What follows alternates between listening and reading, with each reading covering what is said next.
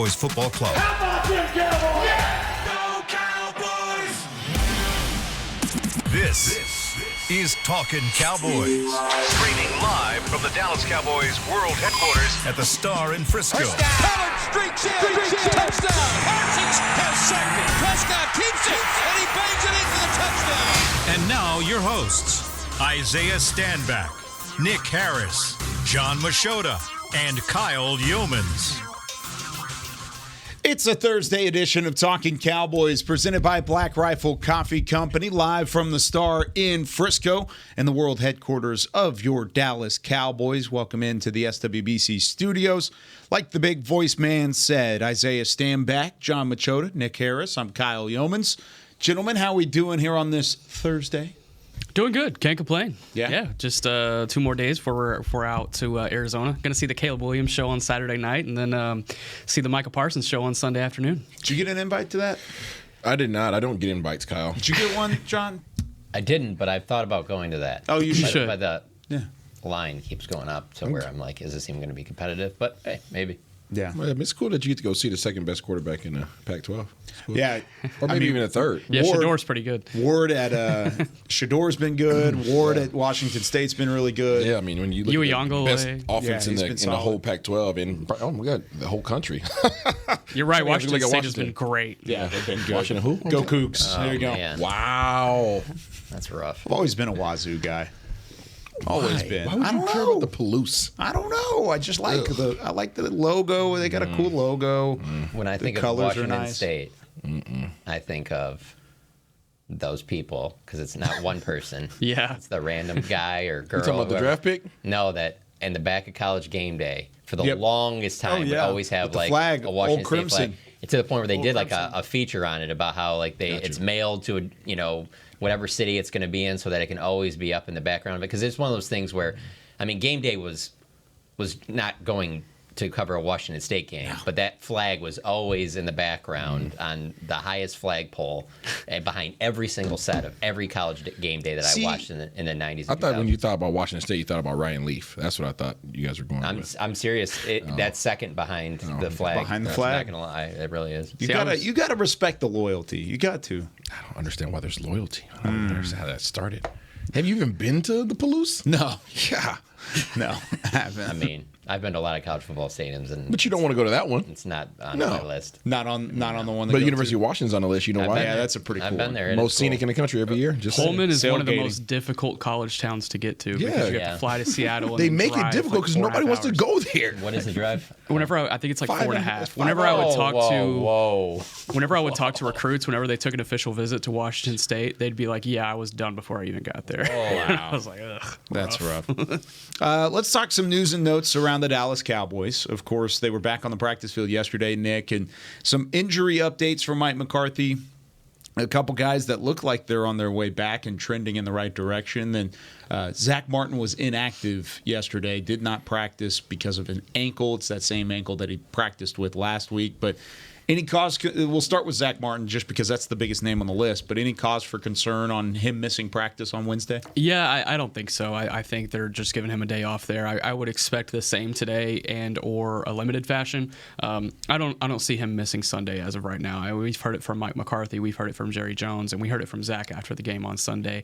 I don't think this is going to keep him out for a game. That's just me theorizing. Yeah. Pretty wild to think that how long they've gone without having their best five. I mean, it's that Niners playoff game at AT&T Stadium is the last time, when they had Lyle Collins and Terrence Steele both playing like right tackle. They were both available for that game. Since then, there's not, because all of last season when they didn't have Tyron Smith, they had Terrence Steele. And then when Terrence Steele went out, then they had Tyron Smith. And then obviously the way they started this season out, Tyler Smith. So we're talking over 600 days since you've had your, best five able to go out onto the field. So, yeah, I agree with you.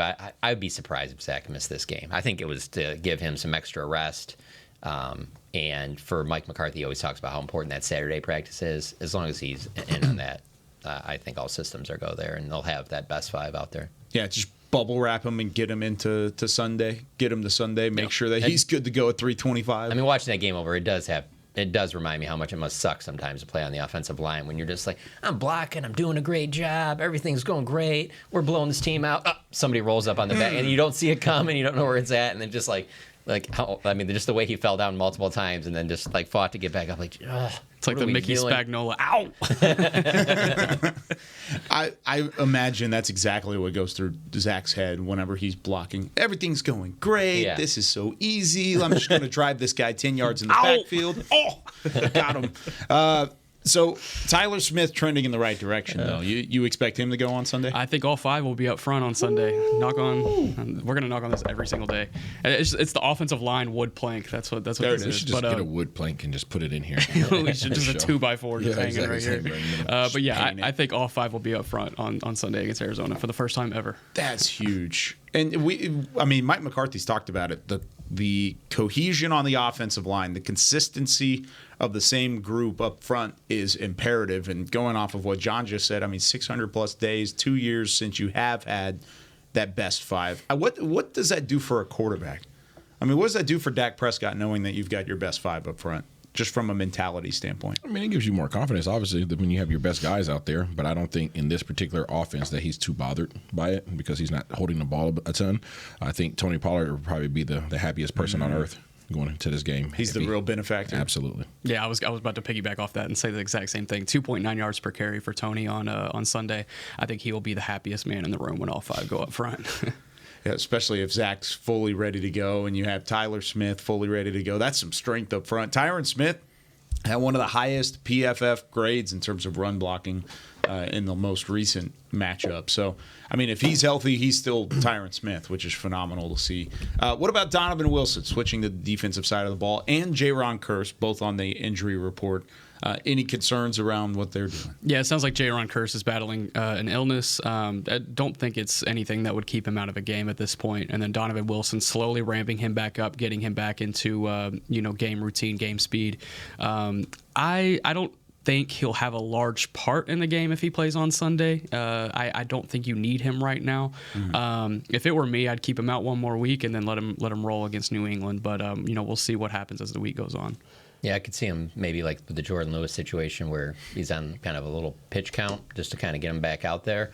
But I'd be surprised if he played the full game. But he seems like he's pretty close to getting back out there. And same with Jaron Kearse. I think it's an illness, not anything that's, as Lee says right now, that would keep him out of the game. Does Joe Burrow's situation make you pump the brakes a little bit? Yes, for me at least, and the Aaron Rodgers situation. Yeah, both of them just having the re-aggravation of an injury. Yeah, specifically that calf. The calf. Yeah. Now Joe's always not Kevin Durant for me. That's true. That's always the one I think of. Kevin Durant when he had the calf and then the Achilles right after that. So because it was in the playoffs, they wanted him to come back out there. Obviously, he wanted to play. At least I think, and then. I will always remember that one because it's the one where, again, they're wearing shorts, so you could see on the replay. You were like, "Yep, that's not good." At least with Joe Burrow's case, it's not severe re-aggravation, but it could be severe if he continues to push it as the season goes along. Why do you make that fight? Because calves suck. Calves are like hamstrings, and you can't do anything without your calves, especially at the quarterback position or the defensive back position or any position. Yeah, whenever you're playing downhill, you can't just tape it up. So there's a lot of moving parts in there, and so when you piss it off, you got to chill on it for a while, and you have to do constant work on it, scar tissue, making sure nothing's being bound down. It's a pain in the butt. And then it probably also, I would think, as a quarterback, limits your thought of running or moving as much. You probably wanted to stay in the pocket more to not, and you don't want to limit somebody as talented as Joe Burrow. Yeah, but you're staying on the balls of your feet. That's what's the thing about this sport, right? Unless you're an offensive lineman, you're on the balls of your feet for everything that you do. So your calf is activated, and dependent upon heavily. So it's just it's a bad situation. I would play it super cautious, super good, safe. I would just be safe as all get out. And Joe Burrow, your boy, old Will Greer might get a shot here sooner or later out there.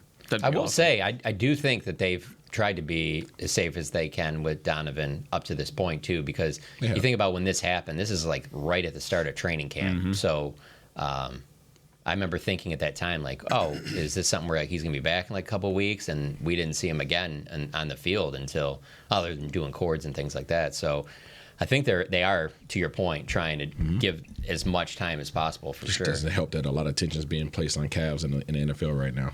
Yeah. Yeah. I think, and Mike McCarthy's talked about it too, with Donovan Wilson being closer than Tyler Smith. If Tyler Smith's going to go, I think Donovan Wilson's well ready for it. And we talked about it even last week. Do you let him sit? Because he did enter practice. He did put the pads on last week. He was limited throughout, but do you sit him out one more week if he's not ready?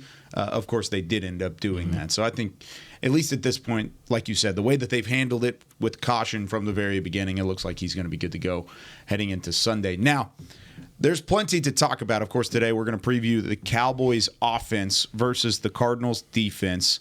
But I want to talk about some of these role players on the defensive side of the football first. Some of the guys that, with Donovan Wilson returning, how will their roles change and either diminish or increase throughout the season, starting with Marquise Bell? I mean, Bell's come in. He's kind of been the enforcer. He's played down a little bit at the linebacker with some of the injuries up front. Who do you think's role changes, Marquise Bell or Wanye Thomas, more with the return of Donovan Wilson? Honestly, I think both. Yeah. Because you're not taking J-Ron off the field. You're not taking Malik Hooker off the field. You're not taking Leighton Vander Esch off the field. You're not taking Damone Clark off the field. And so Donovan Wilson fits in somewhere in there. But then that's the other thing about what's been so great about Dan Quinn is that he has different game plans week to week. And so I say that as a whole, like after you look at several games and you look back, like, okay, who did Donovan take snaps away from? I think it'll be those two. Yeah.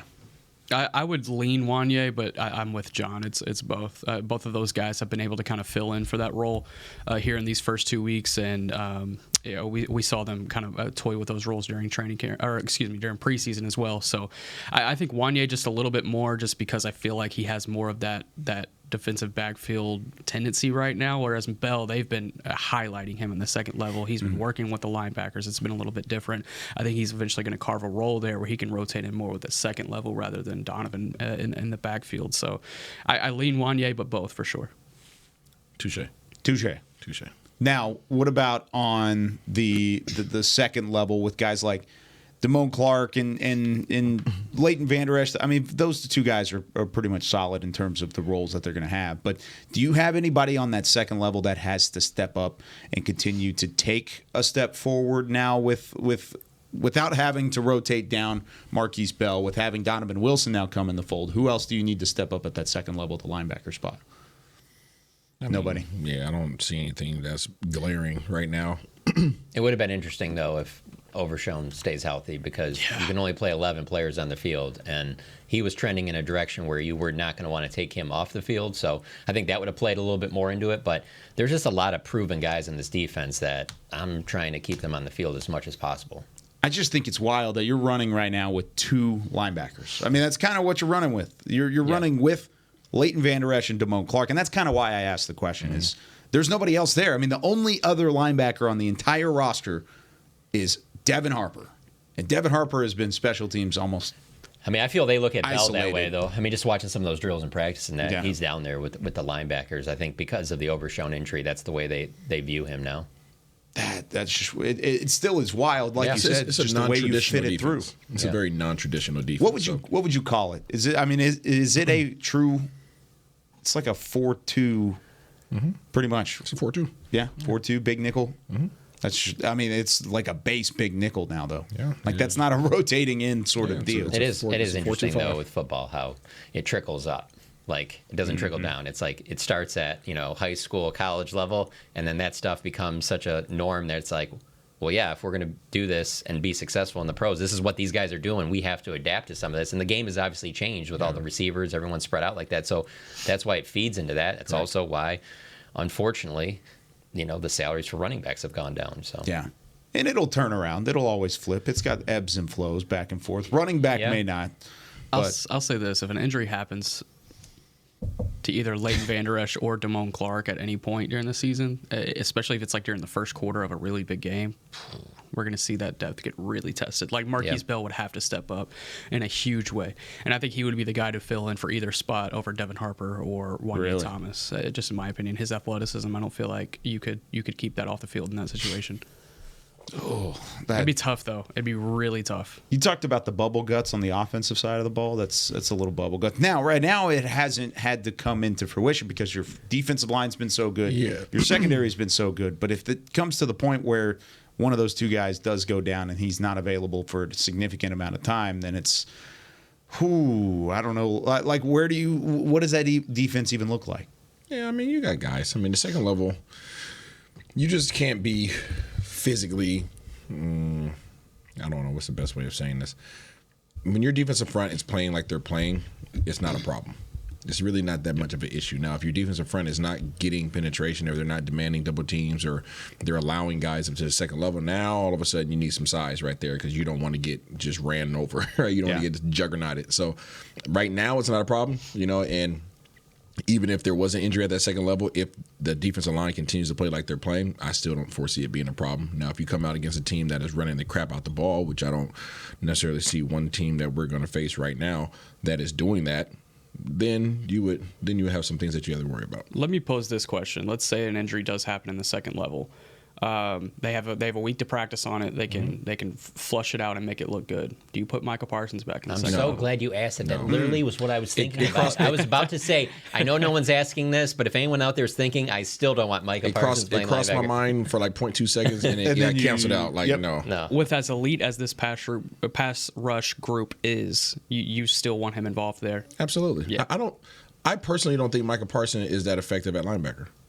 That's me. I think the numbers say that too. Yeah, that's for sure. Film certainly says that. It's more so just like, do you want to put the natural guy who knows the position a lot better more than Marquise Bell, or would you rather have Marquise Bell who's still playing that versatility role? He might be a little leaner. He might when he's coming downhill, it might be a little bit more difficult to make that tackle. Look across the board at linebackers in the league right now. I mean, usually most teams have one, maybe two good size, traditional size linebackers. Other than that, these guys are not big. No, they're athletic. I mean, they're athletic. These 220-pound linebackers now. So I'm bigger than most of the linebackers in the league, So I mean, it's just a slight flex. Sign Isaiah Stanback is what he's saying. Don't do that. But his phone number is I mean, but like linebackers are just not. It's not built that way. The offense, to your point, offenses have changed, and because offenses have changed, they're not running downhill and these I formations and these big 13 personnels. You're not seeing that anymore. So there's no need to have 250-pound guys at the second level. And just like the running back thing, man, I'm telling you, the money is the proof in it. That's why no one's wanted to be like, hey, I'm the top linebacker. No. I want to be judged as an edge rusher. I'm an edge rusher over here because that's where the money's at, So Bobby Wagner, phenomenal. Obviously, if you can have a Bobby Wagner, you'll take that every day of the week. Could've. But that's true. Good point. Yes, true. Yeah, they could have Bobby Wagner. Yes, but give me the edge rusher if it's going to be on that type of a level. I'm talking like Hall of Fame type Bobby Wagner level. Yeah. I'd rather have the edge rusher. Yeah, especially with the way that this also defense an edge is rusher played. who's not just an edge rusher, a rusher that lines up literally all over the defensive line that you can constantly move around like that. It just I don't want to take that strength ever away from the defense. But to your point, it does make sense. I mean, they're so deep up there that I wouldn't want to take Mike away from being on the ball. Yeah. Would you do it? You asked the question. No, I wouldn't do it off rip. I would give Marquise Bell a thorough opportunity, and if it wasn't working out and something needed to happen there, then I would toy with it. What would you classify as a thorough opportunity? A whole game, maybe a game and a half even. Okay. Just having that opportunity to play in the second level and play every snap. They're so good everywhere else that I would try and sign a veteran. That as well. Yeah, and I know that player is not going to come in and be, blow you away or anything, but I would rather keep my strength than to sit there and pull away from my strength and kind of maybe make my defense a little bit weaker. Is Malik on practice squad? He is. Yeah, right there. There's that. Go far. I like Malik. Yeah. I like him a lot. I think Anthony Barr's still out there too, right? Malik Jefferson. No. Oh, okay. I just wanted to just thought I'd throw. What's that about? He's a big body, and he doesn't fit this defense. That's a good point. That doesn't really fit with the way this defense is played. Would you? You just want more athleticism there, is what you're saying? Yeah. I don't mean this. I really don't. but would you say you have a clear-eye view of Anthony Barr? Would you? Oh. Would you? I thought you meant of having a clear eye view. Oh no! Yeah. I know what he's Oh saying. no! I'm referencing it. I know what he's saying. I'm definitely referencing. I know exactly it. what he's saying. This is going. Trust over me, I'm my not head. doing it. It Oh yeah, you weren't. Yeah. Yeah, Clear-eye view is Oui, the brand for Jalen Smith. Oh, okay, gotcha. Yeah, there you go. Gotcha, okay. Clear-eye view. Okay. That's his That's why. mantra. What a time. What? John's like, all right, let's go to the second segment. All right. Yeah, when you sent that thing to us with on the list, I thought we were going to do offensive players too. I was like, all ready to go. Oh yeah, When you talk about players let's stepping talk up. about offensive players. We I was just like- kind of ran out of time because Well, no, Nick because asked you a brought good up when you question. said the defense, I was like, damn, like I can't really think of many defensive guys that For the role? I can see. You know, because you said like having more of a role as the Yeah. season goes on. Like I was like, man, there's just so many. I already think the depth's so solid that barring any injuries, like it's pretty set. Like what I think they have on defense, on offense, there's definitely some spots. Let's talk about it. When we come back, we'll have some offensive roles that are going to increase, and then we'll also have Isaiah's QB vision scanning the Cardinals' defense for their biggest playmaker, and where are they struggling? How can Dallas have a big day? When we come back with more Talking Cowboys right after this. Todd thought it would be secure to jog in the cheetah savanna. Todd believed the big cat repellent he bought online was reliable. And now, Todd is trying to be faster than this cheetah that can run 80 miles per hour. But the good news is, Todd has AT&T 5G that is fast, reliable, and secure. And he learned the best thing to do is stop running and toss her the backpack with the beef stew. AT&T 5G. Fast, reliable, secure. It's not complicated. 5G requires compatible plan and device. 5G may not be available in your area. See att.com/5G for you for details. Black Rifle Coffee Company serves premium coffee to people who love America. When you drink Black Rifle coffee, you are directly supporting veterans, law enforcement, and first responders in your community. Black Rifle's expert roasters love coffee almost as much as Texas loves football, so it makes sense that America's Coffee partnered with America's team. Go online at blackriflecoffee.com and fuel up with the official coffee of the Dallas Cowboys. That's blackriflecoffee.com to fuel up today. Cowboys fans, after that move, we've just coined the term Rowdy Replay. Let's roll back the tape. Okay, there's our mascot Rowdy cheering on the boys, and now he's on his phone, on his Bank of America mobile banking app? Staying on top of his finances with his virtual financial assistant, Erica. Bank of America's digital tools are so impressive. Cowboys fans just can't stop banking. Learn more at bankofamerica.com/can't-stop-banking. Erica is only available in the English language. You must download the latest version of the mobile banking app, only available on select mobile devices. Message and data rates may apply. Member FDIC. Welcome back into Dear Doctor, the show where I answer life's questions with an ice-cold can of Dr. Pepper. Sheila, let's hear from our next caller, would you? Dear Doctor, my friend supported me during a tough time, but what's the right gift that says, thanks for being a shoulder to cry on? Okay, this one's easy. I say give her a delicious Dr. Pepper.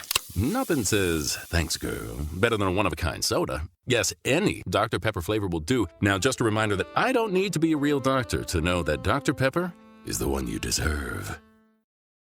Back to Talkin' Cowboys.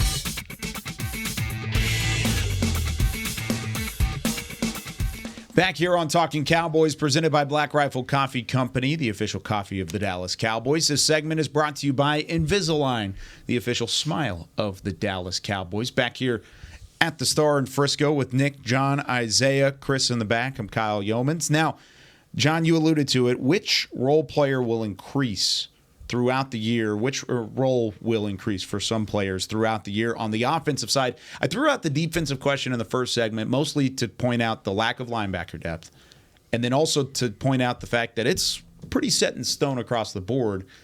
Offense is a completely different story. Absolutely. I can think of multiple players. One that jumps out to me is Jalen Tolbert, just because he has a series where he catches 3 balls and he only had 2 catches all of last year. I can just see that continuing to increase, and I see him as a young player that they're going to want to get involved more as they go. Even with Brandon Cooks back healthy, I still think Jalen Tolbert will have a bigger role, so he would probably be number 1 on my list. And he didn't just catch multiple passes. I mean, he was creating separation, and that's something that we hadn't seen from Jalen Tolbert prior, even in the limited amount of time that he had. But separation was not there. He had the one in the back of the end zone. I would have been interested to see what would have happened that Dak threw to him if it wasn't the pass interference. That would have been a really nice grab to first touchdown, all that to add on your resume. But then he was held. So, yeah. But I mean, still, Drew got him first down. It was in the 3rd and long. Had his situation. man beat all the way through. Like that's the type of stuff I've seen from Jalen Tolbert that has been more impressive. Is the fact that he's building room between he and the defender. And then he's making grabs on top of that, and he's being productive consistently.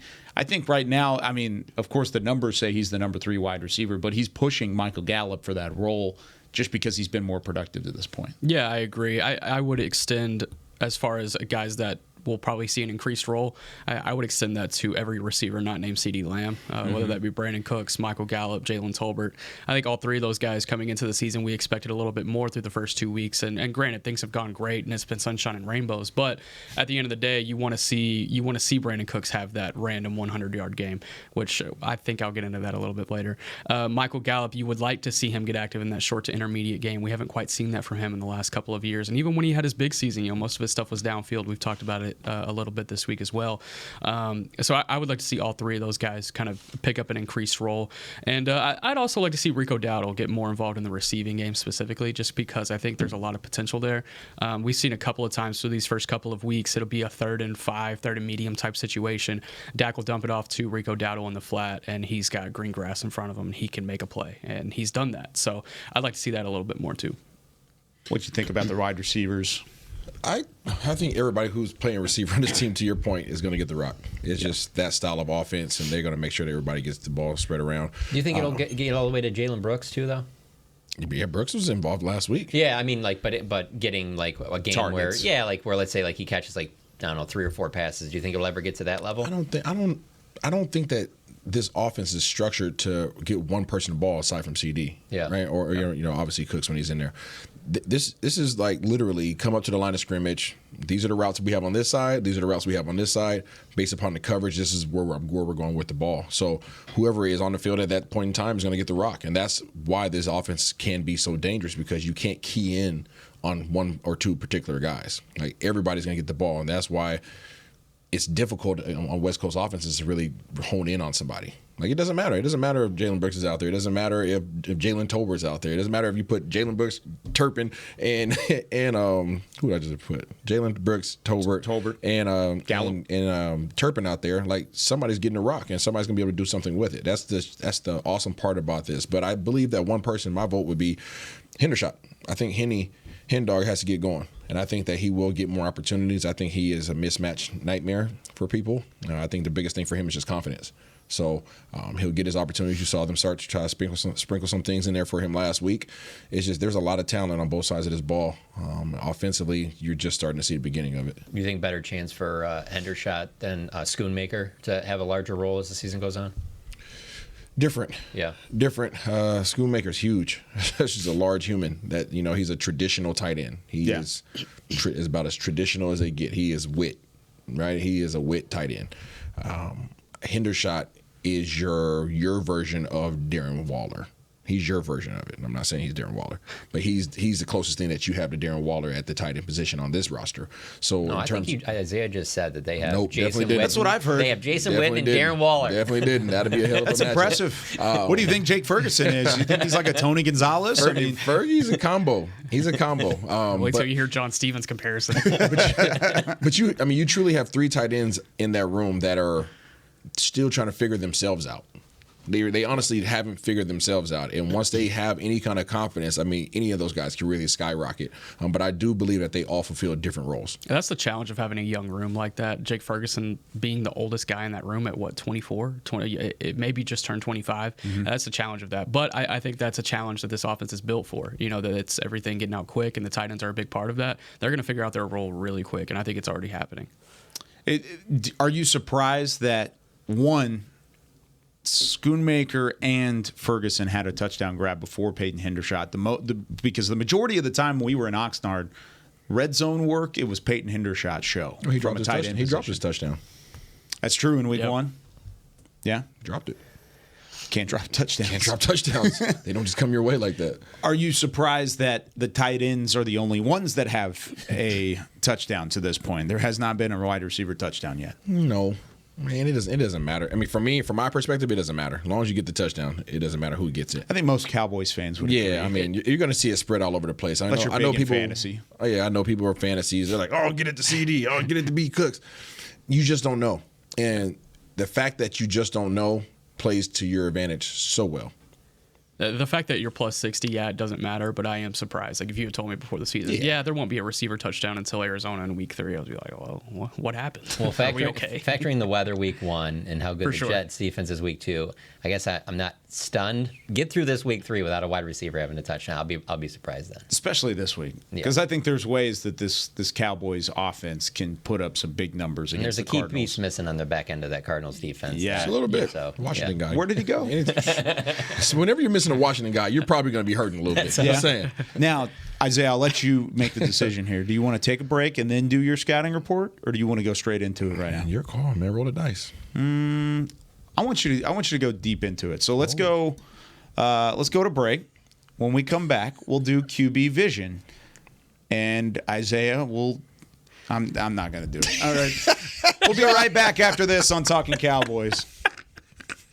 They say champions are remembered, but legends are never forgotten. United Ag & Turf offers a winning lineup of John Deere equipment built to tackle any challenge on and off the field. Legendary John Deere tractors, combines, residential mowers, commercial mowers, compact construction equipment, Gator utility vehicles, and a full line of golf and sports turf equipment. United Ag & Turf, the official Ag & Turf equipment supplier of the Dallas Cowboys. Visit UnitedAgAndTurf.com to find a location near you. Are you ready to take coffee off your grocery list forever? Black Rifle Coffee Club is here to help.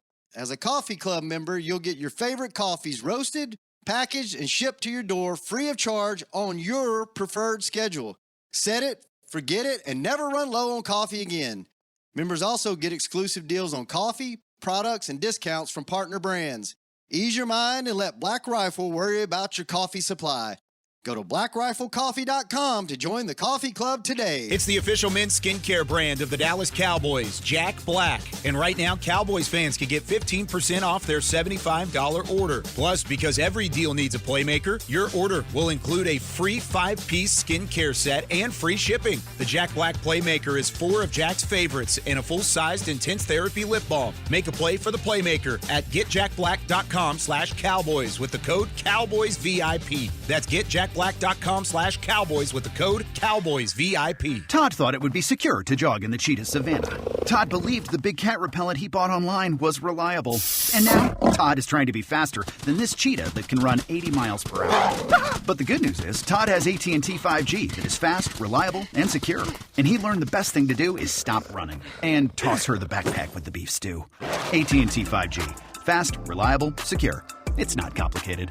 5G requires compatible plan and device. 5G may not be available in your area. See att.com/5G for you for details. Back to Talkin' Cowboys. Back here on Talking Cowboys, this segment of the show is brought to you by Quaker Oats, a super trusted superfood. Quaker Oats, the official oatmeal sponsor of the Dallas Cowboys. All right, Isaiah, give us that QB vision. Tell us exactly how the Cowboys can have some success against this Cardinals defense. Well, Kyle, I believe that they're going to have to run the ball. I don't think that's any secret. And if you have a Tyler Smith on your team and he's on the front line and you have your starting 5 up front, I don't see why you would have any issues doing that. I would run the ball, particularly at an ex-Cowboy by the name of Carlos Watkins. I think that's the direction that you want to take the ball. I don't believe that these guys have the ability to really be dominant run stoppers. I think they run a traditional defense, and that when I say traditional, I mean typical base 4-4-3 cover 2, too high safeties. They blitz a ton. Hey, I don't even think they're going to have Carlos Watkins. I just looked it up. Carlos out? It happened yesterday. Yeah, he's got a biceps. He's going to have bicep surgery. I didn't want to interrupt you, but I was No, you're good. Whoa. No, you're straight. I just heard his name mentioned, and I thought that they were still evaluating it. Whoa, okay. Yeah, he had to undergo surgery. That was yesterday. Yeah, like late yesterday. I go off what I see on the film, so that's my fault. So I think these guys have the ability to run against them relatively well. They try to do Dallas-ish type stuff, meaning that they run a lot of stunts up front. They try to cross the face. They have the stand-up ends that are trying to come downhill and really try to cross the face of the offensive tackles or the tight ends, so they're pinching a lot, and there's a lot of lanes that are created. And it's the same thing that kind of causes Dallas some problems whenever they leave some gaping holes. Lane discipline isn't necessarily their thing right now in Arizona, so I think that you can expose them in that regard. In terms of pressure, you're going to have to take care of your responsibility in terms of your keys and your and pretty much what's being asked of you for your responsibility, right? If you're a running back, you got to sit back and make sure you get your keys. Like if I'm going 1 to 2, I'm going outside linebacker to inside. I need to keep my eye on that safety because they do a really good job of disguising their coverages. They do a really good job of disguising their coverages. You can't tell what they're doing pre-snap, and they time up their movement with their safeties at the snap of the ball. Like they do it probably better than what I've seen in a long time. I was about to say, you said the Jets did a nice job of that, of disguising certain coverages, not necessarily the entire coverage, but half of it. Correct. So take that and turn it up because that's these guys do a really good job with that. Now, obviously, Budda Baker was a big part of what their success in that he's not going to be present. But in terms of safety alignments, typically if you come up to the line of scrimmage, you see one safety deep. Okay, your mind automatically goes to cover 3, right? Cover 1. These guys, the safety will be lined up typically towards your strength. So if you come out in a 3-by-1 set, that safety is not going to be in the middle of the field. That safety is going to be shaded as if he's going to be a 2-high safety, and they'll still run single high coverage out of it. So you really have to keep your eyes on it. They do a lot of split coverages like we talked about last week. Mm-hmm. The Jets did a little bit of that. These guys do a ton of it, and it's really hard to tell. I'm talking about 2 seconds into the play. It's still hard to discern what it is that they're running. Are they running 2? Are they running 4? Are they running a combination of it? Like, it's really difficult. So in terms of Dak is going to have to really either be super sure of what it is and get the ball out of his hands quickly, which this offense is really predicated on, or if they do decide to start pushing the ball down the field a little bit more, he's really going to have to know exactly what the coverage is. Like, he's really got the key in on it because he's not going to be able to just come up, line up, snap the ball, run the play.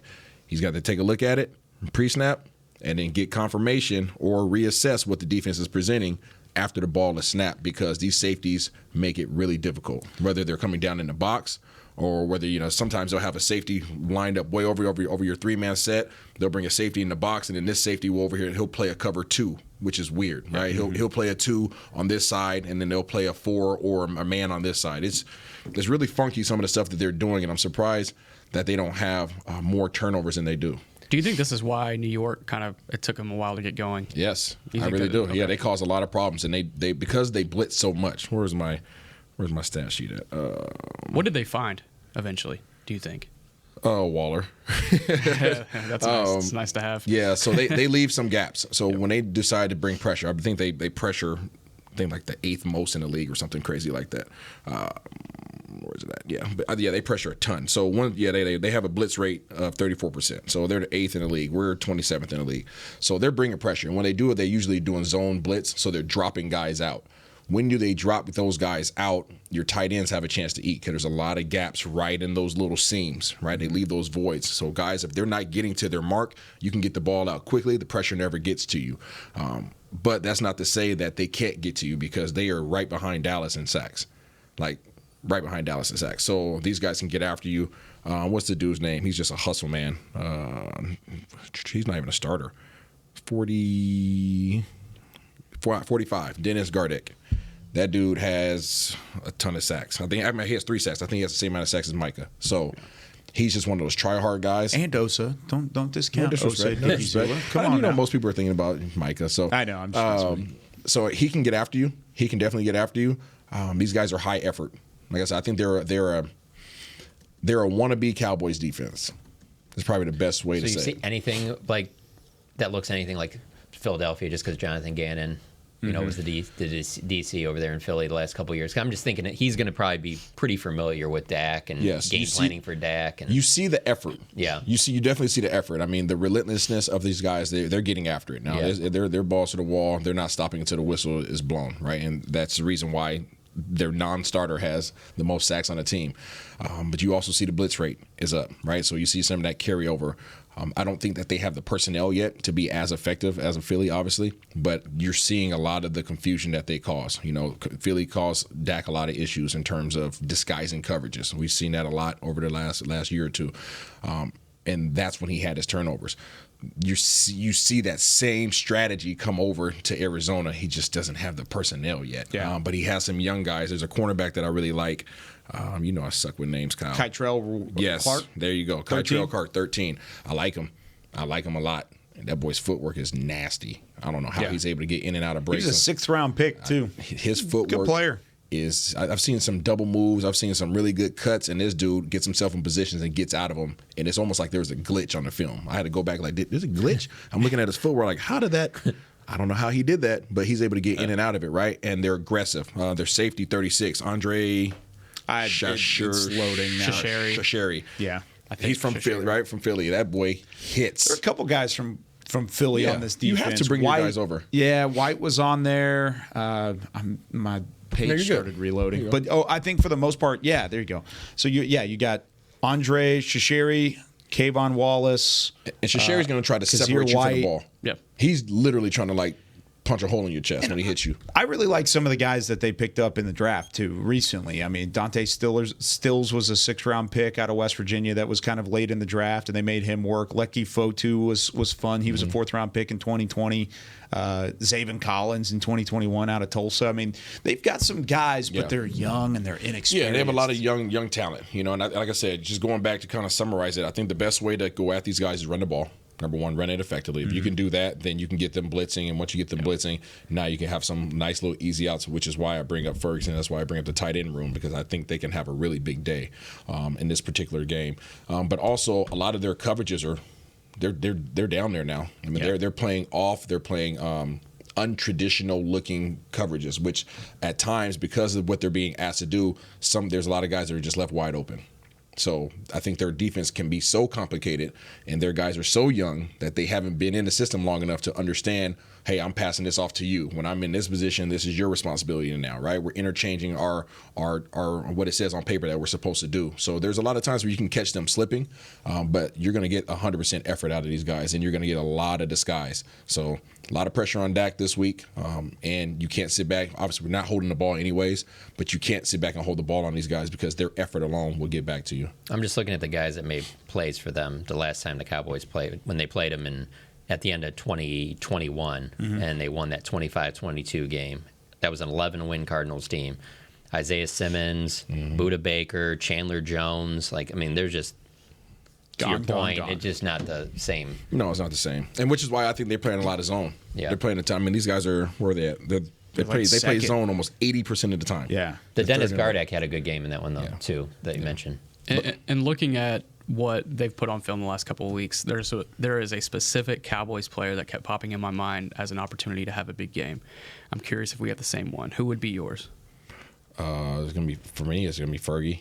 Okay. Honestly. For me, it's Brandon Cooks, because I look at what he could possibly do on the outside against a guy like Marco Wilson, and I think he could have a really big day. I think he could get over the top finally, and we could get a pass 20 yards downfield. See, and my thing with that is, I think that if you're going to expose these guys, it's going to either if you're going to beat them over the top, it's going to be because they dropped the responsibility, right? Somebody had a mental error.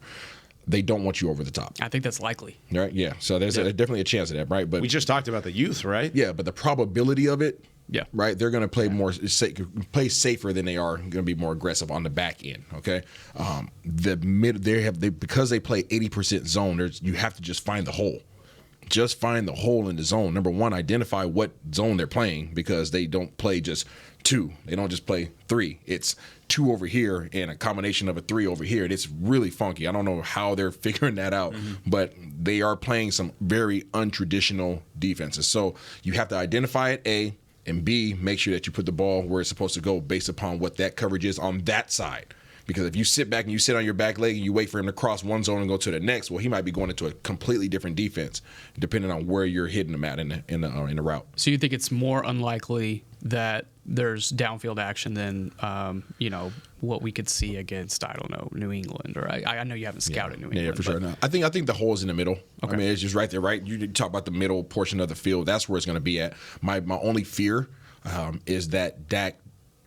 I don't say fear. My worry, right, is that Dak does not diagnose what it is post snap. That's what I feel like he fell into a little bit last year. But obviously, we're not really running routes that deep unless they're off of play action. Yeah. Right? Dallas just isn't, right? So as long as they continue with what they're doing in terms of getting the ball out of your hands quickly, I think there's going to be a lot of opportunities for guys to get yak yardage, right? Get the ball early, try to break a tackle, right, and try to find some space in the zone.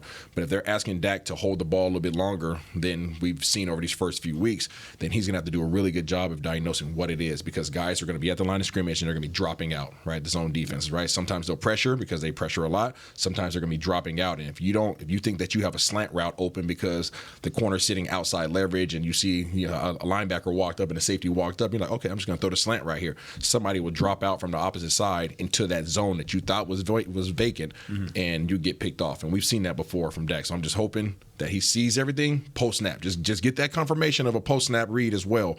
It's not as easy as just walking up and saying, oh, okay, this is what it is. Yeah. So out of the three defenses that we've seen, the Jets, of course, the Giants in week 1, and then now the Cardinals. This is the most complicated. This is so talent-wise, they're third on the list. Correct. No doubt in our mind. Especially without Buddha. Yes. Especially without Budda Baker. Talent-wise, but from a scheme standpoint, you think this is the toughest matchup? Yes. Just from a scheme-only perspective. Yep. From a scheme standpoint, I think this is the most complicated defense that we've faced. And again, that usually works to their advantage against teams that hold the ball. Yeah. I'm going to keep saying that. If Dallas continues to get the ball out their hands, I think it's going to make it more difficult. What I foresee Arizona doing is doing something they haven't been doing much, which is press. I see them coming up and pressing regardless if it's CD, regardless if it's B. Cooks. They're going to put hands on you because they want to disrupt their ability to get out the line of scrimmage and get to those quick routes. And all of a sudden, make you hold the ball. Now they can drop their first and second level guys, defensive ends, linebackers, safeties. They can drop those guys out into those quote unquote holes in their defense. And then that's when you start forcing errors. That's when they can force some errors onto you. So running the ball is going to be a big part. I was literally just about to say that's what I'm saying. That's why I led with that. Yeah. Running the ball is Tony Pollard over 100 yards? I think there's a chance with T. there. Smith back? And with all five up front question. and a defensive line that's replacing guys, I think there's an opportunity. It wouldn't be out the question. Which one's more likely? Brandon Cooks getting 100 yards, Tony Pollard getting 100 yards, or Josh Dobbs rushing for 75 yards? 2-2. Let me 2-2, baby. Let's pose that question, Isaiah. What do you think? Which one do you think's more likely out of those three? I think TP might get his first 100-yard game. 100 yards is a lot, Doesn't man. sound confident. Are you thinking Cooks? No, I'm going to go Pollard. You would go Pollard? What would you say? Pollard for sure. He took a good amount of hits in that game on Sunday. Was it 25 carries? He had 25 carries, 32 touches, both were career highs. That's a lot. Had a real nasty chip block that knocked two guys down. Yeah. I'm sure he said he was feeling it Sunday night. But now I think, again, Carlos Watkins being out, Budda Baker, I don't know. I think, and to your point, man, it seems like running the ball is the best recipe, and I know fans like to see it. I'm not that thrilled about all the Dak Prescott runs unless you absolutely need them. You know what I'm saying? Especially if he's going to take a hit on the hip. Get upended inside the 5. So I don't get me wrong. Like, there's times in January where I'm all for that. I do think that will be needed, but week 3 Arizona, go ahead and give it to Rico and Tony. Maybe, or at least slide. Maybe get Deuce Vaughn going in the run game, you know? Maybe this is a little bit of a litmus test, though. I mean, the focus has to be there. You can easily – I mean, it's the NFL. There's no off week, right? I mean, that's always the saying. But talent-wise, you are head and shoulders above Arizona. That is not even a question. It's more so get your job done. Yep. Do your job, DYJ. I mean, get it through. Get to week 4. Don't overlook this Cardinals team. Get back home with a 3-0 record and then try and set up a 4-0 battle with San Francisco, too. I understand that we're not looking ahead, but don't do it. I mean, we are. Don't do but it. However, don't do it. If you're telling me that you're giving me this entire schedule and you're telling me which game am I most confident they're going to win the rest of the way, it's this Cardinals game. I get it. I don't disagree. The rest of the way, yes. I don't disagree with that, but you can high effort it also teams. speaks to their schedule. Like, I don't think their schedule is easy by any means. Like, I think the NFC East is going to be tough. Like, there's not many give me games. Like, they Panthers, play Carolina late? Yeah, Carolina. At Carolina. Yeah. That's what it comes down to. It's between this game and Carolina. Yeah, I think you're right. I think I would say they're more confident because at least by that point they have a first overall draft pick that could be finding a little bit of a rhythm. It's a late game, Also, I'm going off of I don't know how they'll be playing at that time. I don't know who will be healthy. I know what they have right now. I know that the way that they've played. So factoring all that in, not having Budda Baker, like there's just This is the one I would say if you're like you have to, survivor pool type thing, you have to just get one of these right for the rest of the season. This is the game I'm taking. That doesn't mean they're going to cover, winning by double digits or anything like that, but I'm pretty confident they're going to win the game. Yeah. You said it's a litmus test for the running game. Could be a litmus test. I was waiting on it. Yeah, we got to the final 30 seconds of the show. Had to get it in, baby. And there's our Hunter Lipke. Let's go Bison. There you go. NDSU, proud alum. Jeez. Not Nick Harris. I was about to say May as Hunter well be. Lipke. Yeah, you might as well be. All right, that does it for us here on Talkin' Cowboys. We'll be back tomorrow, 9 a.m. Central Time, with some Say It With Your Chest Friday. We'll give our pick'ems, and we'll update the standings. Somebody had a really good week last week. It was Isaiah. Isaiah had a good week. For Chris Beam, Isaiah Stanback, for John Machota and Nick Harris, I'm Kyle Yeoman saying so long from the Star in Frisco. We'll see you tomorrow with more Talkin' Cowboys. This has been a production of DallasCowboys.com and the Dallas Cowboys Football Club. How about this, Cowboys? Yeah!